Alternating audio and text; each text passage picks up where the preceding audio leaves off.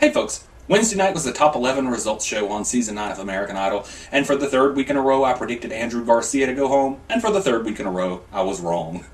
The one week I finally don't predict him to go home is going to be the week he actually goes, so maybe next week I'll just not predict him just in case. Paige Miles went home. Well, it wasn't a big surprise. The top 11 fought for their spot on the tour. They didn't say it last year, and they didn't say it this year. What would have happened if by some chance Crystal Bowersox had been the one eliminated and the judges saved her? Would 11 people have gone on the tour? Or would only the 9 that made it through next week gone on the tour? Or would they have skipped the double elimination and saved it for the week after that and sent through? I don't know what they would have done. Of course, it doesn't really matter because they're not going to save anybody this early in the season. They didn't even consider saving Paige. Miley Cyrus said at the end of the day, the most important thing is that it's all about the music. Sure, Miley Cyrus can say that since we all know that her string of #1 hits has been the foundation to her success. First off, who in the hell was that bloody-ass woman out in the audience? I was wondering that throughout the whole show, and it turns out it was some of Siobhan's weird-ass friends and her weird-ass boss that refuses to shave his face until she wins. Now what's going to happen if she doesn't win? Is he going to become like Moses and grow a beard to the ground? That reminds me, I need to shave my face. I'm starting to look like Siobhan's boss. Anyway, the group number is back. Wake Me Up Before You Go Go by Wham! How appropriate that they should play that song right at the beginning of the show, letting us know that it's going to be pretty much a sleeper. I was thinking to myself, wake me up when someone goes. And I was hoping it was going to be Andrew, but it wasn't. Poor Didi almost fell off the stage during the group number and split her head open, but she didn't fall, she caught herself. I've been waiting to see somebody fall off that stage, though. And if we didn't already know that the group number was lip-synced, DeWyze let us know when he forgot to sing his line. He was standing there like this, and you heard his voice, but his lips weren't moving. And of course, Casey James had already let the cat out of the bag on Monday, when on the contestants' Facebook and Twitter, he announced that they were heading to Ricky Miners to record the group song. Next was the Ford music video. This week's themes, balls. Lots and lots of balls. At the end of it, they drove off and left Andrew Garcia. It would have been so appropriate if he had gone home, wouldn't it have been, when they drove off and left him? Next, on to the results. Siobhan was safe. Not a surprise. DeWyze was safe. Casey was safe. Tim and Paige both in the bottom 3. Ryan Seacrest tried to fake Tim out a little bit, but then ended up sending him across the stage to the timeout stools.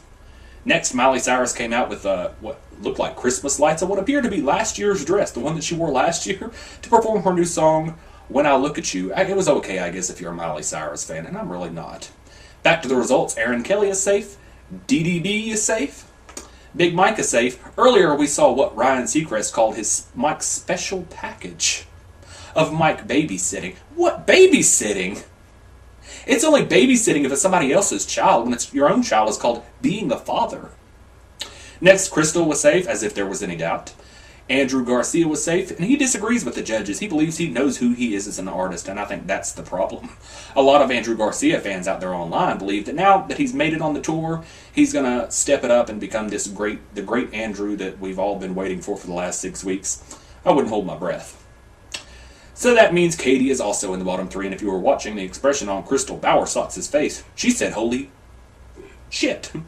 So Katie walked all the way over to the center of the stage, only to be immediately sent back to safety. What was the point in that? She didn't even get to warm up one of them stools that they put out for her. She didn't even sit down on it, not once, so I thought that was a little pointless. Next, we had some Pebble in the Water song from Jonas and Demi Lovato. Help me out with this. Is it Demi, or Demi? Demi. It almost sounds almost exactly alike, but it's a little bit different. And I've always wondered this ever since I was a kid and Demi Moore was famous. Well, I guess she still is famous, but now she's Mrs. Kutcher and not Demi Moore anymore. But I've always wondered that. I thought their song was just okay. It was, sounded like a coronation song, possibly written by Dioguardi, but Jonas seemed very reserved, and Demi Lovato, she was just flailing all around like she was on the methamphetamines. So I don't know what was up with that, but I didn't think they had that much chemistry as they were talking. But I know they're a couple now, so I guess they have chemistry somewhere. And then finally, back to the results. Paige Miles is up for elimination, and Simon said, we aren't going to save you. Flat out told her that they're not even going to consider saving her. Paige later said in an interview that she was disappointed that they weren't going to consider saving her, and she was really surprised that she was eliminated because she didn't think it was her time to go. Have we been watching the same show? I mean, she made excuse after excuse. Well, she was upset about Michael Jackson is why she did bad with this one song, and then the next song she had laryngitis, and then after that she still had laryngitis, and she's had vocal problems and this and that. You can't make excuses all the way up to the finale. So she was eliminated, and nobody was surprised except her. Anyway, next week is R&B with Usher as the mentor. And we have a list of like 125 songs, I believe it is, that they can choose from. I don't have it here with me, but it's on, if you check it, you can check it out somewhere at mjsbigblog.com. And so it's got all the songs on there. And I'm going to go ahead and predict Crystal Bowersox will do Midnight Train to Georgia. And I love that song, and I think she'll tear it up. I'll see you folks later.